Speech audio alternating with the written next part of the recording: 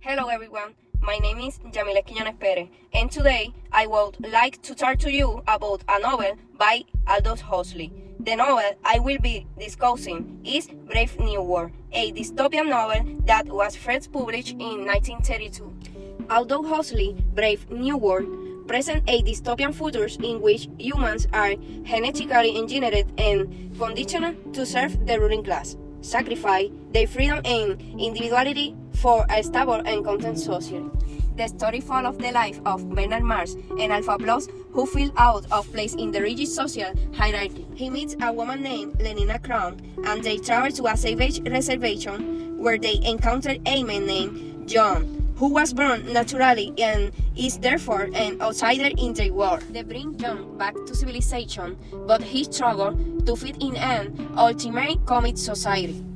Meanwhile, Bernard is pushed for breaking social norms and is sent to an isolated island. The novel ends with the world continuing on its artificial and controlled state. Although Huxley was an English writer who was born in 1894 and died in 1963.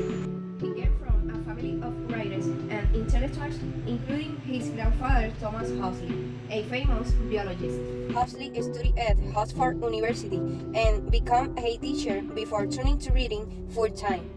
He wrote many novels, including Brave New World, which is considered one of his most famous works.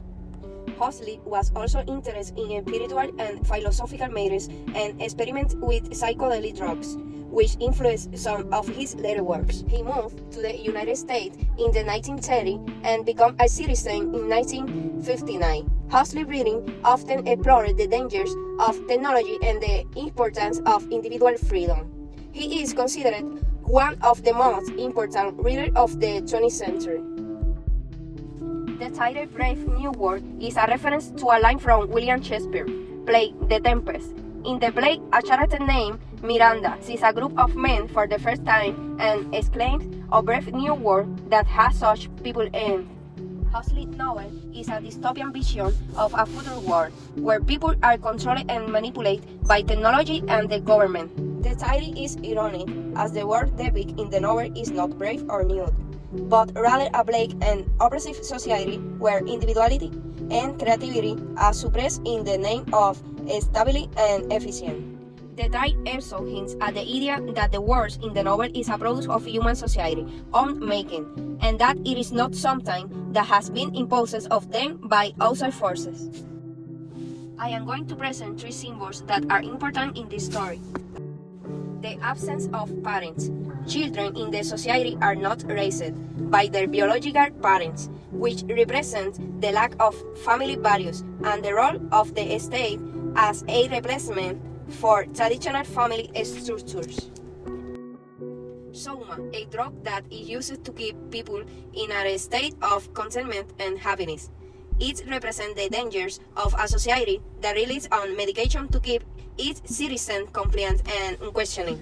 The feel-good music represents the idea of pleasure and distraction as a means of control, and the dangers of using technology to manipulate emotions. I am going to read a letter addressed to the charters of Lenina Crown. Dear Lenina Crown, I hope this letter finds you well.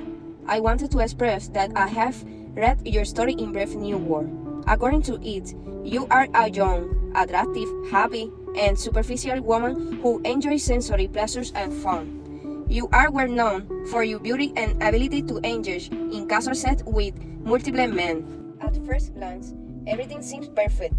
However, I know that beneath the surface of happiness and stability, there is a part of you that is dissatisfied with emotional restlessness. Every day, you face the challenge of adapting to established norms, but I want you to know that you are more than your role in society and that your feeling and thought are valued. I would like to ask you some questions and offer some ideas and advice to help you in your search for life purpose. Are you satisfied with your life? What do you think about the ideas of monogamy and romantic love in a world where sex is considered just another activity? How can you find a balance between being true to yourself and fitting into society? How can you deal with your own emotions and better understand the emotions of others? What step could you take to broaden your horizon and find new ways of seeing the world? I highlight that you were a character who always embodies the three main values of society: conformity, pleasures, and stability. Thank you for teaching me never to allow society to dictate my actions and emotions, much less take control of my life and decisions. Do not be afraid to be different and look beyond what you are taught, even if it means going against social expectations. Wishing you the best on your personal journey, and I hope you find the courage, strength, and release to pursue your dreams and find your own path in life.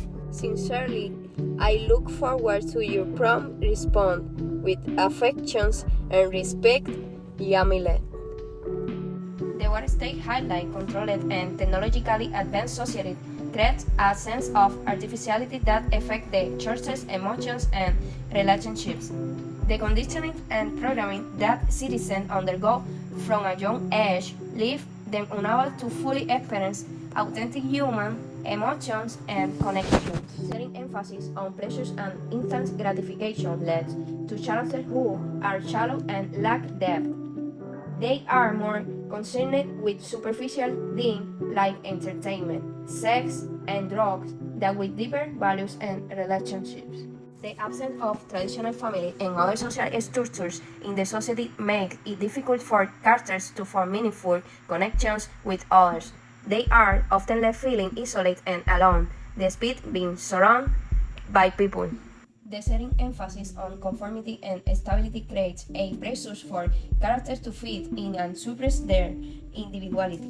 This leads to characters like Bernard Mars and Helmut Watson feeling frustrated and dissatisfied with their life as they struggle to find meaning and purpose in a society that doesn't allow for personal growth and self-expression. Conclusion. Thank you all for attending my presentation on Brave New World by Aldous Huxley. As we have seen, the book presents a thought-provoking and dystopian view of a society where humans are conditioned and controlled in order to maintain stability and happiness. While this society may seem ideal at first glance, it ultimately raises important questions about the role of individuality, free will, and the pursuit of truth and meaning in your life. As we continue to navigate our own world, these are issues that are as relevant and urgent as ever. I hope that this presentation has provided you with some value, insight, and perspective on the depths and ideas of Brave New World. I encourage you to continue exploring this topic further, but within the context of the book and in your own personal life. Thank you again for your attention, and I look forward to further discussions and conversation on these important issues. Bye-bye.